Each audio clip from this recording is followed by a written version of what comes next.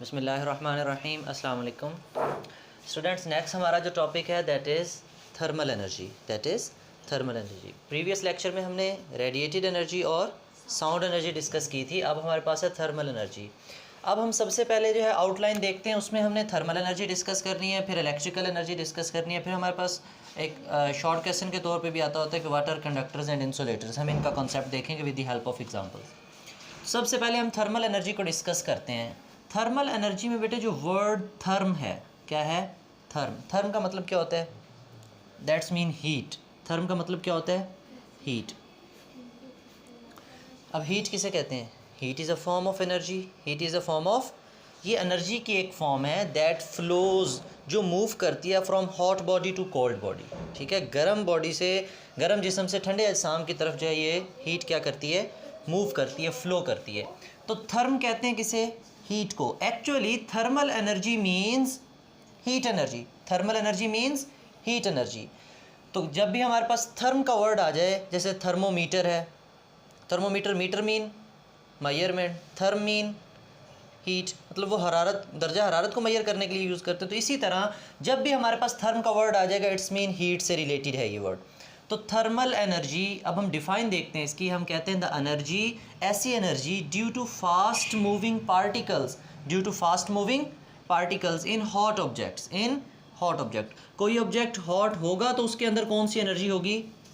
Heat energy होगी। ठीक है, जब भी हमारे पास कोई ऑब्जेक्ट है जिसको हम हीट करें तो उसमें जो पार्टिकल्स होते हैं, हम कहते हैं ना इस कायनात की हर चीज़ जो है वो किस चीज़ से मिलकर बनी है?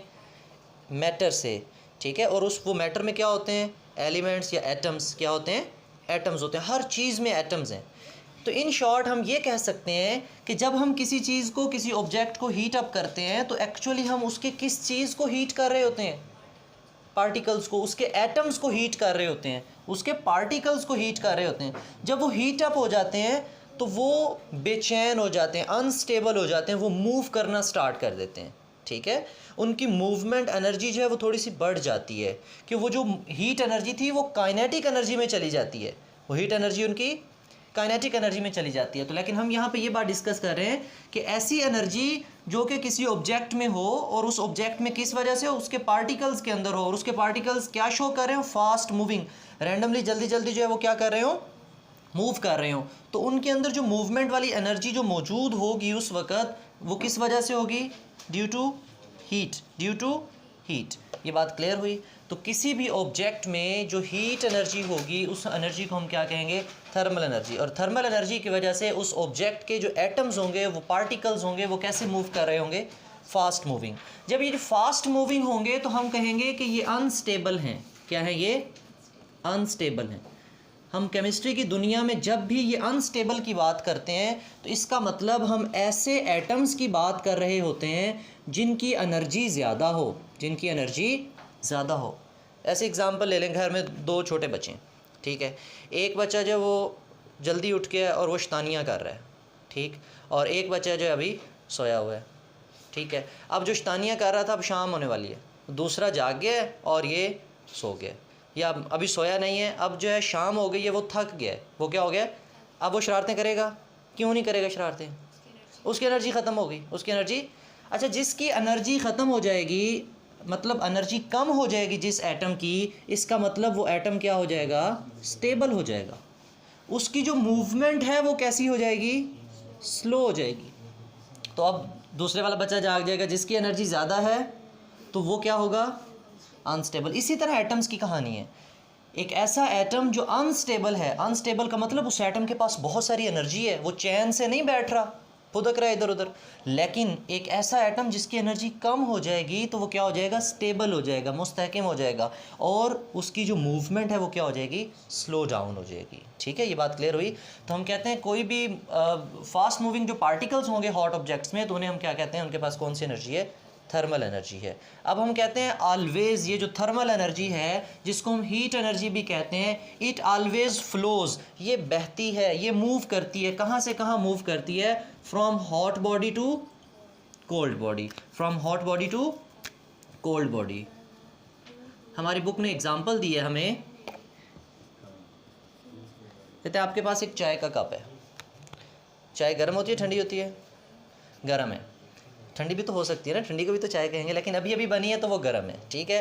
उसके अंदर अच्छी खासी थर्मल एनर्जी मौजूद है, ठीक है, हीट एनर्जी है उसके अंदर, वो हॉट बॉडी के तौर पे बिहेव कर रही है, ठीक है। कप ऑफ क्या है हमारे पास, टी। अब हम कहते हैं कि इसको जब हम इस टी में मिल्क को ऐड कर दें, किसे ऐड कर दें, मिल्क ऐड कर दें। लेट टेक एन एग्जांपल कि मिल्क हमारे पास थोड़ा सा ठंडा था, मिल्क हमारे पास ठंडा था, हमने इसमें मिल्क ऐड कर दिया, तो अब जो हमारे पास रिज़ल्ट आएगा उसमें हमारे जो टी कप था उसमें उसके टेम्परेचर में क्या इफ़ेक्ट आएगा, वो कम हो जाएगा, ज़्यादा हो जाएगा, कम हो जाएगा। उसका जो टेम्परेचर है, उसकी जो हीट है वो क्या हो जाएगी, कम हो जाएगी। क्यों कम हो गई, क्या इस मिल्क ने अपनी जो इसके पास कोल्ड मतलब कोल्ड क्यों कह रहे हैं, क्योंकि इसके पास हीट एनर्जी क्या थी, कम थी, और इसको हम हॉट क्यों कह रहे हैं, क्योंकि इसके पास हीट एनर्जी ज़्यादा थी। तो इसके पास हीट एनर्जी ज़्यादा और इसके पास हीट एनर्जी कम, एज अ रिज़ल्ट जो चाय थी उसने अपनी कुछ एनर्जी किसको दे दी, मिल्क को दे दी। क्या सारी एनर्जी मिल्क को दे दी, खुद मिल्क की तरह ठंडी होगी और मिल्क को गर्म कर दिया, नहीं। क्या हुआ होगा, बैलेंस हो गया होगा कि हीट फ्लो करेगी ऑलवेज़, ये बात याद रखनी है, heat flows always from hot body to cold body. लेकिन कब तक फ्लो करती रहती है, जब तक इक्विलिब्रियम इस्टेब्लिश ना हो जाए, दोनों का टेम्परेचर सेम ना हो जाए। मतलब चाय का टेम्परेचर थोड़ा सा कम होगा, मिल्क का थोड़ा सा ज़्यादा हो जाएगा, और एक पॉइंट आएगा कि जहाँ पे दोनों का टेम्परेचर जो है वो हमारे पास क्या हो जाएगा, नॉर्मल हो जाएगा, बैलेंस हो जाएगा, ठीक है। उस पॉइंट पे जो हीट का फ्लो है वो क्या हो जाएगा, स्टॉप हो जाएगा, वो क्या हो जाएगा, स्टॉप हो जाएगा। क्लियर। इलेक्ट्रिकल एनर्जी को हम डिस्कस करते हैं, हम कहते हैं इलेक्ट्रिसिटी। इलेक्ट्रिकल एनर्जी कहाँ से डिराइव हुई, इलेक्ट्रिसिटी। इलेक्ट्रिसिटी किसे कहते हैं, बिजली को, और बिजली किसे कहते हैं, डिफाइन कैसे करेंगे हम इसकी। बेटे हम कहते हैं actually this is flow of electrons, flow of electrons. Electrons का तो पता है ना क्या होते हैं, क्या होते हैं, शाबाश। एटम के अंदर सब एटॉमिक पार्टिकल्स हैं छोटे छोटे, जो इलेक्ट्रॉन है, प्रोटॉन है, न्यूट्रॉन है, ठीक है। तो हम कहते हैं जब भी इलेक्ट्रॉन्स मूव करेंगे, जब भी इलेक्ट्रॉन्स मूव करेंगे, इट्स मीन वहाँ पर क्या होगी, इलेक्ट्रिसिटी होगी।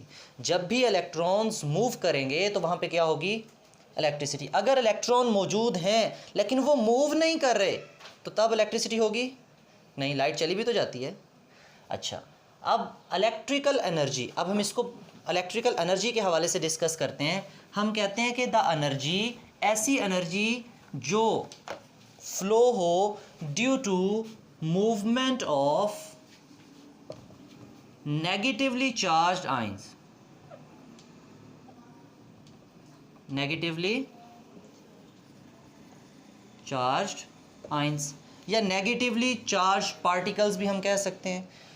अगर हम मोर प्रिसाइजली स्पीकिंग बारीकी में जाके बात करें तो हम कहेंगे ये जो नेगेटिवली चार्ज आयंस हैं या जो नेगेटिवली चार्ज पार्टिकल्स हमारी बुक ने लिखे हैं वो क्या थे, वो इलेक्ट्रॉन्स थे। इलेक्ट्रॉन्स को हम कैसे रिप्रेजेंट करते हैं, ई के ऊपर छोटा सा माइनस चार्ज लगा देते हैं, ई से इलेक्ट्रॉन, माइनस मीन इलेक्ट्रॉन के ऊपर कौन सा चार्ज होता है, तो दैट्स वाई हम कहते हैं कि ये नेगेटिवली चार्ज आयंस या पार्टिकल्स, या हम जस्ट क्या कह दें, नेगेटिवली चार्ज इलेक्ट्रॉन्स, कि इलेक्ट्रॉन्स की मूवमेंट की वजह से जो एनर्जी होगी, that energy is called electrical energy, that energy is called electrical energy. अच्छा, फिर एक कॉमन सा क्वेश्चन पूछा जाता है कि क्या ये इलेक्ट्रॉन्स जो हैं, ये जो मूव कर रहे होते हैं, ये कहाँ पर होते हैं और कैसे मूव करते हैं, किस किस चीज़ के अंदर इलेक्ट्रॉन होंगे। ये मेरे पास पेन है, इसमें इलेक्ट्रॉन्स हैं, इलेक्ट्रॉन्स तो हैं इसमें इलेक्ट्रॉन्स तो, क्योंकि इस कायनात की हर चीज़ मैटर से बनी है, and matter is made up of element, and element is made up of same kind of atom. Atoms तो हैं, एटम्स के पास इलेक्ट्रॉन्स भी हैं, एटम्स भी हैं और इनके पास इलेक्ट्रॉन्स भी, तो फिर इसमें करंट क्यों नहीं है,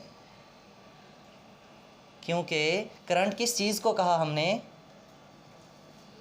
फ्लो ऑफ इलेक्ट्रॉन। जब वो मूव करेंगे तब करंट होगा, जब वो मूव नहीं करेंगे तब करंट। ये सब चीज़ों के अंदर इलेक्ट्रॉन्स मौजूद हैं लेकिन वो मूव नहीं कर पाते, वो मूव नहीं कर पाते। तो हम यहाँ पे अब कॉन्सेप्ट देखते हैं कि what are conductors, what are, बेटे कंडक्शन किसे कहते हैं, कंडक्ट किसे कहते हैं,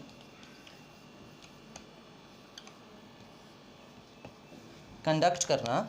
आजकल वो चला हुआ है ना कि एग्ज़ाम कंडक्ट करवाने हैं या होंगे या नहीं होंगे। कंडक्ट मीन पास ऑन होना, ठीक है, किसी चीज़ का गुजर जाना। तो यहाँ पे कंडक्टर्स ऐसी अशिया, ऐसे ऑब्जेक्ट्स जो अलाउ करें, किस चीज़ को अलाउ करें, इजाज़त दें कि उनके अंदर से क्या पास हो सके, करंट पास हो सके। क्या पास हो सके? करंट। क्या इसमें से करंट पास हो सकेगा? क्यों नहीं पास होगा? Why we called it insulator. अभी हम इंसुलेटर की बात नहीं कर रहे जी, मुझे इसका आंसर चाहिए, इसमें से करंट पास होगा या नहीं होगा?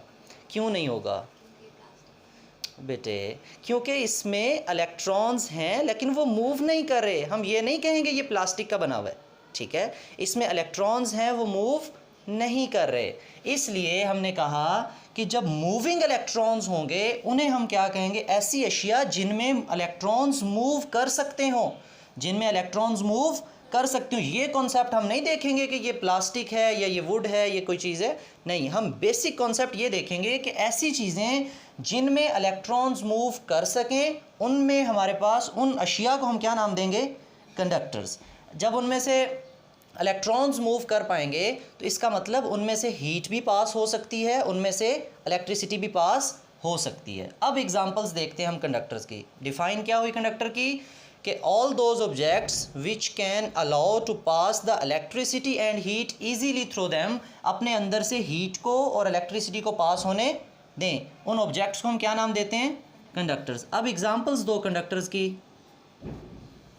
हमारे घरों में इलेक्ट्रिसिटी आती है, किसके थ्रू आती है? वायर्स के। और वायर्स किस चीज़ की बनी हुई होती हैं? कॉपर की, ठीक है।